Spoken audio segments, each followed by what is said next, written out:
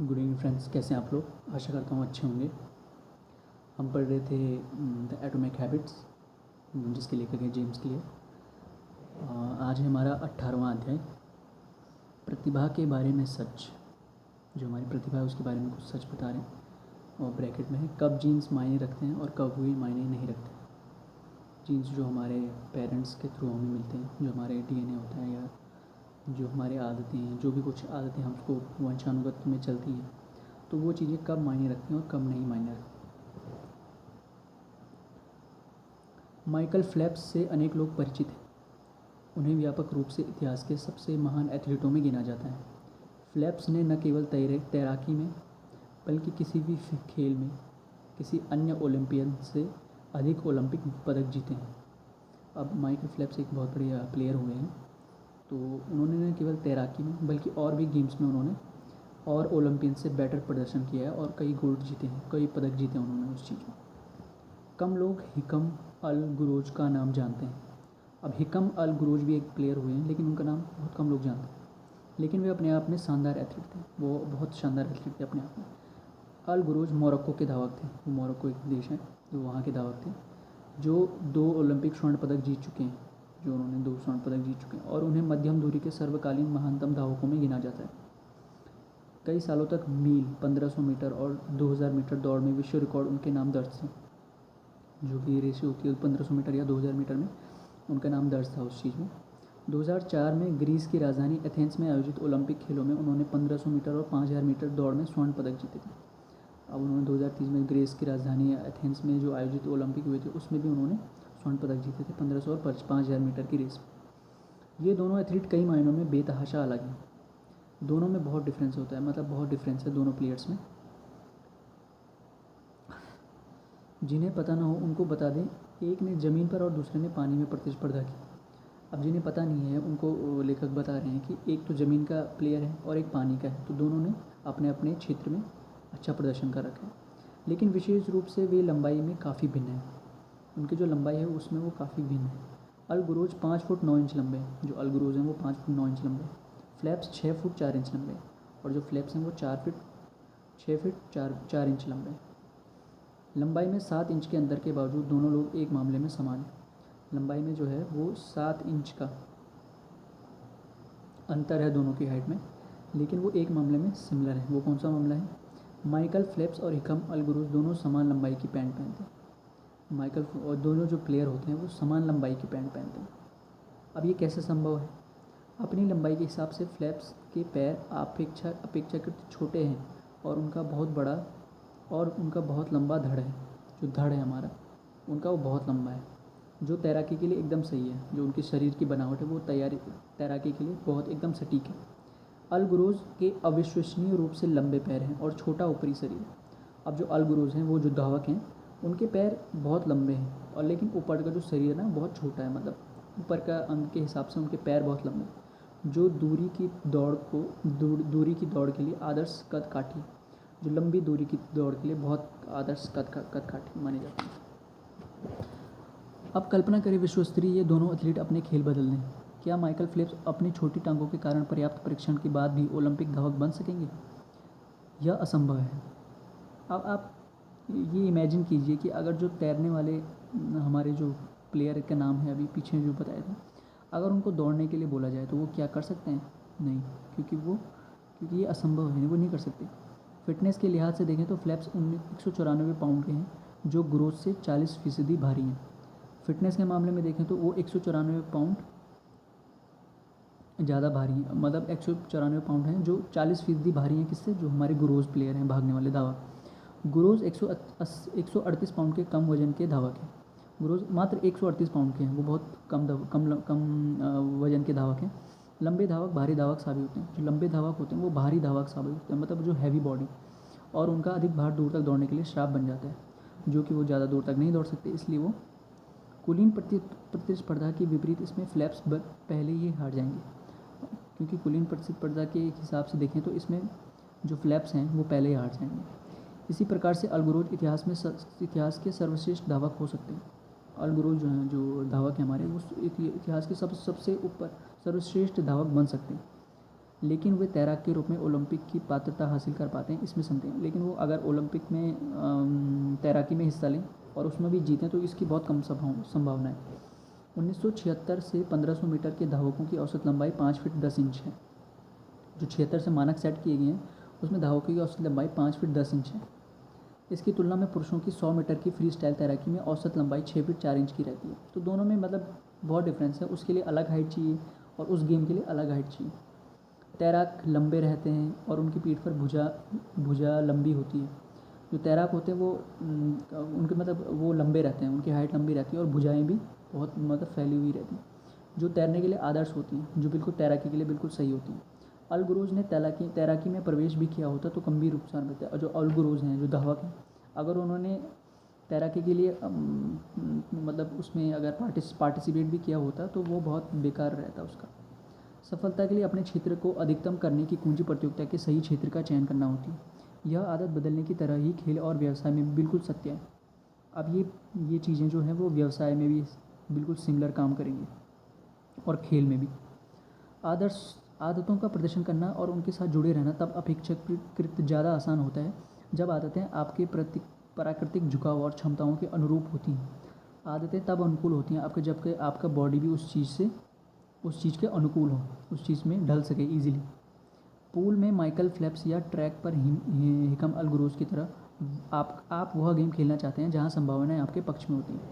दोनों ने अपने अपने तरीके से अपने अपने गेम चुने। उसी तरीके से आप अपने हिसाब से भी अपने लाइफ के गोल सेट कर सकते हैं कि यार मुझे इस क्षेत्र में जाना है, जिस तरह से आपका शरीर भी आपका साथ दे उस चीज़ में। इस रणनीति को अपनाने के लिए यह आसान सच स्वीकार करना होगा कि लोग विभिन्न क्षमताओं के साथ जन्म लेते हैं। ऑब्वियसली जी, कुछ लोग इस तथ्य पर भी बहस नहीं करना चाहते, कुछ तो इस पर भी बहस नहीं करना चाहते। सतह पर दिखता है कि आपके जीन्स तय हैं और उन पर बात करने का कोई औचित्य नहीं है। जो सुपरफिशियल लेवल पे देखते हैं तो वो कहते हैं कि इसमें जीन्स का कोई वही नहीं है, उनका मतलब बात करने का कोई मुद्दा ही नहीं है। चीज़ जो आपके नियंत्रण में है ही नहीं, उसमें आप क्या बात कर सकते हैं। जैविक निर्धारण जैसे मुहावरे कुछ ऐसे लगते हैं मानो कुछ ही व्यक्ति सफलता पाने के लिए बनाए गए हैं। जैविक निर्धारण जैसे आपके बॉडी का फिजिकल एट्रीब्यूट्स हैं, उसके थ्रू अगर बात करें तो ऐसा लगता है कि मतलब कुछ ही लोग, सेलेक्टिव लोग ही केवल सफलता के लिए बने, बाकी तो सब ऐसी से सब असफल रहेंगे और बाकी सब असफल रहेंगे क्योंकि उनका बॉडी स्ट्रक्चर वैसे नहीं है। लेकिन यह व्यवहार पर जीन्स के प्रभाव का संकुचित नज़रिया माना जाएगा। यह व्यवहार पर एक मतलब नैरो माइंड सेट है, ये बहुत छोटा माइंड सेट है। जेनेटिक्स की ताकत ही उसकी कमज़ोरी होती है। जो जेनेटिक्स की ताकत है वही उसकी कमज़ोरी भी होती है। जीन्स को आसानी से बदला नहीं जा सकता। जीन थेरेपी के थ्रू भी बहुत मुश्किल है। इसका अर्थ है कि वे अनुकूल परिस्थिति में भी शक्तिशाली फ़ायदा और विपरीत परिस्थितियों में गंभीर नुकसान पहुंचा सकते हैं। परिस्थितियों में अनुकूल होंगी तब तो फ़ायदा देंगे, लेकिन जो विपरीत परिस्थितियाँ आएंगी तब वो गंभीर नुकसान भी दे सकते हैं। यदि आप 7 फीट के हैं तो बास्केटबॉल में बहुत काम के, बास्केटबॉल आपका काम आ सकता है अगर आप लंबे हैं तो। यदि आप जिम्नास्टिक का रूटीन अपनाना चाहते हैं तो 7 फीट की लंबाई बाधा रहेगी। अगर जिम्नास्ट करना है तो 7 फीट बाधा दे सकती हूँ। हमारा वातावरण हमारे जीन्स की अनुकूलता और प्राकृतिक प्रतिभा के उपयोग को तय करता है। जब हमारा वातावरण बदलता है तो उन गुणों को अपनाएं जो सफलता तय करते हैं। यह शारीरिक गुणों के लिए ही सही नहीं बल्कि मानसिक गुणों के लिए भी बहुत ठीक है। मानसिक गुणों से भी बहुत रिलेट करता है। यदि आप मेरी आदतों और मानव व्यवहार के बारे में पूछेंगे तो मैं चतुराई से बताऊंगा, न कि तब जब आप मुझे बुनाई, रॉकेट छोड़ने या गिटार के तारों के बारे में पूछेंगे। सक्षमता संदर्भ पर अधिक टिकी रहती है। जो सक्षमता है वो संदर्भ पर अधिक टिकी रहती है। किसी भी प्रतिस्पर्धी क्षेत्र में शीर्ष पर बैठे लोग न केवल अच्छी ढंग से प्रशिक्षित हैं बल्कि वे उस कार्य के अनुकूल भी हैं। किसी भी क्षेत्र में जो टॉप लेवल के लोग हैं ना, वो केवल अच्छे ढंग से प्रशिक्षित होने के कारण टॉप पे नहीं है। उनका जो बॉडी स्ट्रक्चर है, माइंड स्ट्रक्चर है, वो भी उस काम के अनुरूप ढल गया है। उनने उन परिस्थितियों को एक्सेप्ट करा, उनकी बॉडी ने वो चीज़ एक्सेप्ट करी, उनके माइंड ने वो चीज़ एक्सेप्ट करी, तब जाके वो सर्वश्रेष्ठ पर गए। केवल ऐसा नहीं कि प्रशिक्षण के कारण ही वो ऊपर चले गए। गैबोर मेट नामक फिजिशियन बताते हैं, अब गैबोर मेट नाम के एक फिजिशियन हुए, वो बताते हैं कि जीन्स आपको प्रवृत्त कर संभावना बढ़ा सकते हैं, लेकिन वे पूर्ण निर्धारण नहीं कर सकते। जीन्स आपकी हेल्प कर सकते हैं एक लेवल तक, लेकिन वो उसके बाद वो कुछ काम नहीं कर सकते। जिन क्षेत्रों में आप जीन्स के अनुसार सफलता के लिए प्रवृत्त होते हैं वे क्षेत्र हैं जहाँ आदतों की संतुष्टि अधिक मिलती है। अब जीन्स उन सफलताओं के लिए आपके उसमें यूज़ में हो सकते हैं जहाँ आदत की अधिक संतुष्टि मिलती है आपको, आदतों से ज़्यादा बेनिफिट मिलता है, ज़्यादा आनंद मिलता है, ज़्यादा सेटिस्फाई मिलता है, सेटिस्फैक्शन मिलता है। खुद के प्रयासों को उन क्षेत्रों में ले आएँ जहाँ आप उल्लासित हों और अपने प्राकृतिक कौशल का मेल अपनी सबसे प्रबल इच्छा और अपनी योग्यता से कर पाते हैं, वही इसकी कुंजी है। जो आपके प्रयास हैं, जो आपका एफर्ट है, उस क्षेत्र में करें जहाँ आपका बॉडी, आपकी जीन्स, आपका माइंड पूरी तरह से आपके अनुरूप ढल के उस काम में हेल्प कर रहा हो, यही इसकी कुंजी होती है। सीधा सवाल उभरेगा, मैं किस तरह से समझूंगा कि इन चीज़ों की मेरे लिए अनुकूलता है। अब सीधा सा सवाल है कि आपको कैसे पता चलेगा कि यार ये काम मेरे लिए है या नहीं है। मैं उन अवसरों और आदतों को कैसे चुन सकता हूँ जो मेरे लिए सही है, कैसे चुन सकता हूँ मैं इन चीज़ों को। इसके उत्तर के लिए पहले हम आपके व्यक्तित्व को समझेंगे। इसके उत्तर के लिए पहले हम आपके पर्सनैलिटी को समझेंगे। आप अब अगली हेडिंग है, आपका व्यक्तित्व आपकी आदतों को किस तरह प्रभावित करता है। जो आपका पर्सनैलिटी है वो आपकी आदतों को किस तरह से प्रभावित करती है, किस तरह से उस चीज़ को मतलब उस चीज़ को इफ़ेक्ट करती है, कैसे इफ़ेक्ट डालती है उस चीज़ पर। आपके जीन्स आपकी हर आदत के पीछे काम करते हैं। वास्तव में हर व्यवहार के सतह के नीचे आप कितने घंटे टीवी देखते हैं, आप किस तरह से विवाह या अलगाव कर सकते हैं, किस तरह नशे, शराब या निकोटीन की लत अपना सकते हैं, इन पर जीन्स का प्रभाव रहता है। किस तरह से आप लाइफ की एक्टिविटी को करते हैं, अपने लाइफ पार्टनर्स के साथ नशों का चयन करते समय आप किस तरह के नशे यूज़ करते हैं, इन सब पर जीन्स का प्रभाव दिखता है। इस बात के लिए मजबूत आनुवंशिक घटक होता है कि जब आप किसी अधिकार प्राप्त शक्ति का सामना कर रहे होते हैं तो आप कैसे आज्ञाकारी या विरोधी होते हैं, तनावपूर्ण घटनाओं के प्रति कितने संवेदनशील या प्रतिरोधी होते हैं, जब आप प्रेशर में होते हैं तब आप कैसा वो करते हैं, जब आप खुश होते हैं तब आप कैसे रिएक्ट करते हैं। हर चीज़ जीन्स से रिलेटेड होती है।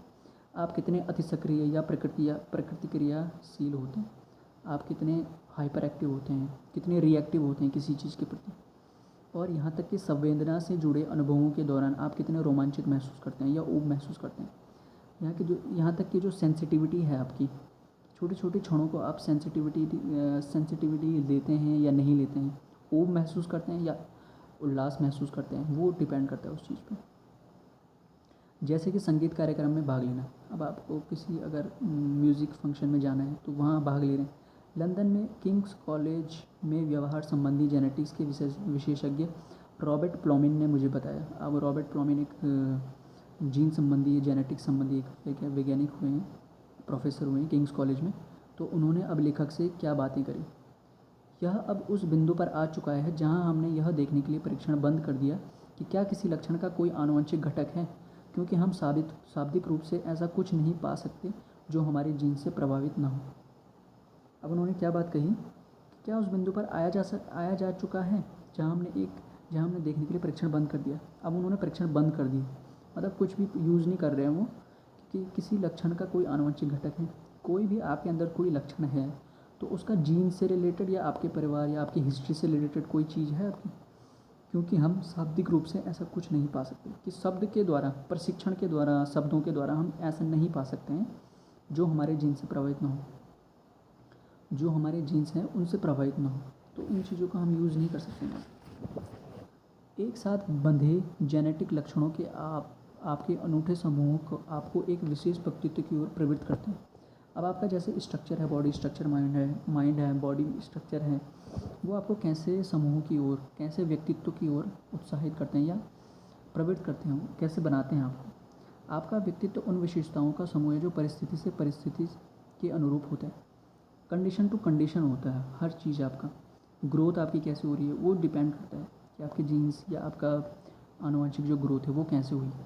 व्यक्तित्व के लक्षणों के सबसे सिद्ध वैज्ञानिक विश्लेषण को बिग 5 के रूप में जाना जाता है। बिग 5 मतलब 5 जो हैं, बिग 5 बड़े जो 5 पॉइंट हैं, जो उन्हें व्यवहार के 5 वर्ण क्रम में विभाजित कर देता है, जो उन्हें बिहेवियर के 5 वर्ण क्रम मतलब 5 जो पॉइंट्स हैं उनमें डिवाइड कर देता है। पहला क्या है, अनुभव के लिए खुलापन।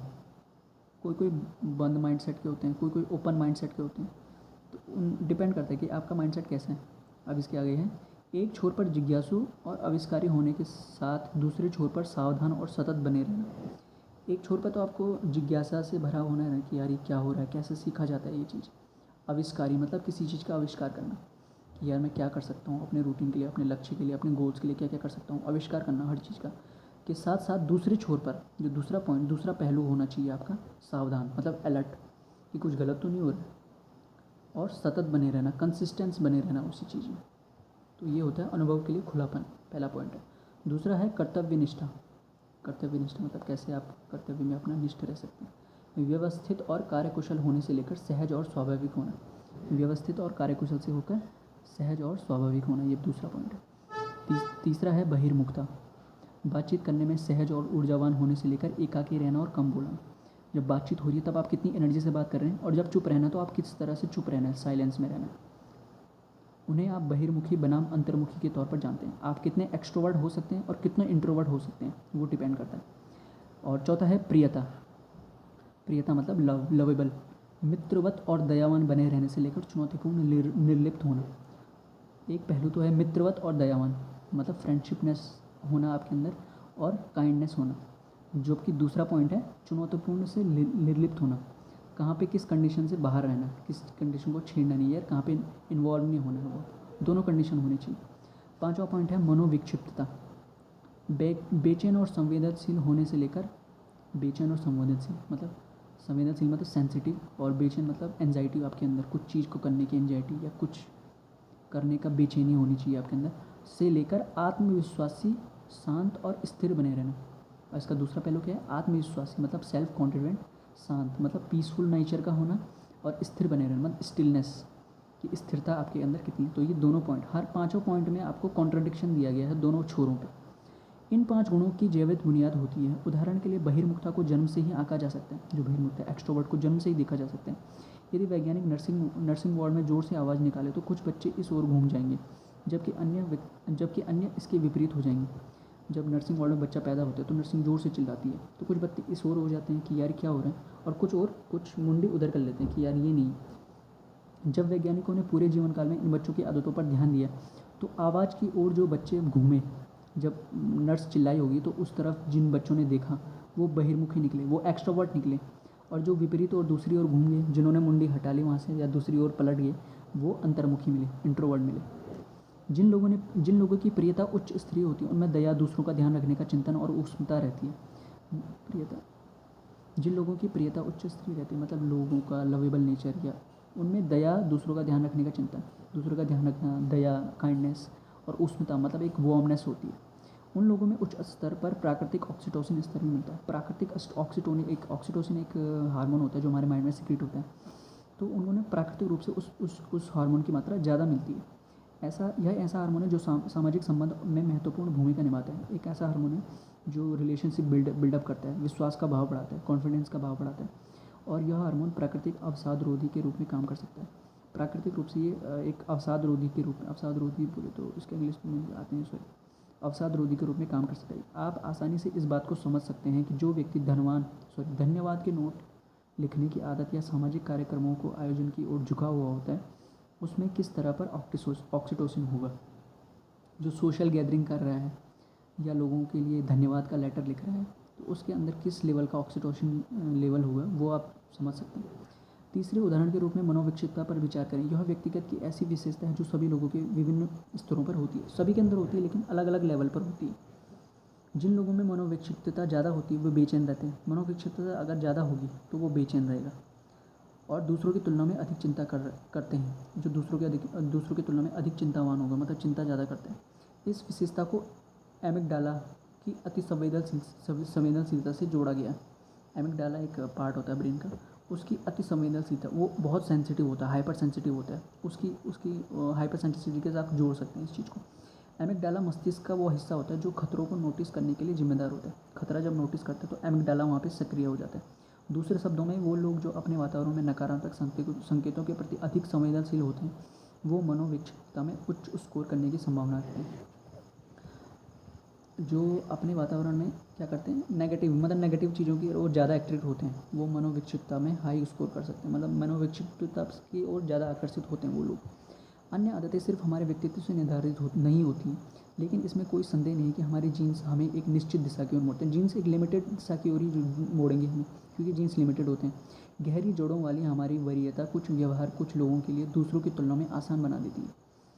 आपको इन अंतरों के लिए क्षमा याचना नहीं करनी चाहिए या उनके बारे में अपराध बोध से ग्रस्त नहीं होना चाहिए। अब आप ऐसा नहीं सोचें कि यार मेरे अंदर तो यही चीज़ें हैं, तो एक गिल्ट फील नहीं आपको क्रिएट करना चाहिए अपने अंदर।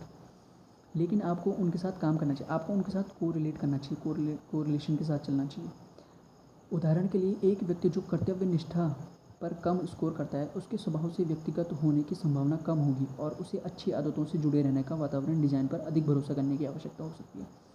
जो व्यक्ति क्या करता है, कर्तव्य निष्ठता, अपने मतलब जो वचन है उन पे कर्तव्य निष्ठता, काम करने पर जो निष्ठा रहती है, अगर उसमें कम स्कोर करता है तो उसके स्वभाव से व्यवस्थित होने की संभावना कम है। तो उसका जो स्वभाव है उसके व्यवस्थित होने की कम संभावना होती है, उसका स्वभाव व्यवस्थित नहीं होगा और अच्छे आदत जुड़े रहने वाले डिज़ाइन पर अधिक भरोसा करने की आवश्यकता हो सकती है। और अच्छे डिज़ाइन के लिए, आदतों के लिए जो अच्छा डिज़ाइन है उस पर ज़्यादा फोकस करने की ज़रूरत होती है उस इंसान को। याद रखने वाली बात यह है कि आपको उन आदतों का निर्माण करना चाहिए जो आपके व्यक्तित्व के लिए काम करें, जो आपकी पर्सनैलिटी डेवलप करें, जो आपके व्यक्तित्व को निर्माण करें, उन पर ज़्यादा फोकस करना चाहिए। लोग बॉडी बिल्डर की तरह वर्कआउट करके दिखाने वाली मांसपेशियाँ बना सकते हैं। आप वर्कआउट करके बॉडी बिल्डर की तरह बॉडी बना सकते हैं, लेकिन यदि आप रॉक क्लाइंबिंग या साइकिल चलाना या रोइंग करना पसंद करते हैं तो व्यायाम की अपनी आदत को अपनी पसंद के अनुरूप आकार दें। लेकिन अगर आप रॉक क्लाइंबिंग करना चाहते हैं या साइकिलिंग करना चाहते हैं तो उसके लिए आपको अलग एक्सरसाइज करनी पड़ेगी। बॉडी बिल्डर के तो अलग एक्सरसाइज है, लेकिन इन चीज़ों के लिए अलग एक्सरसाइज होती है।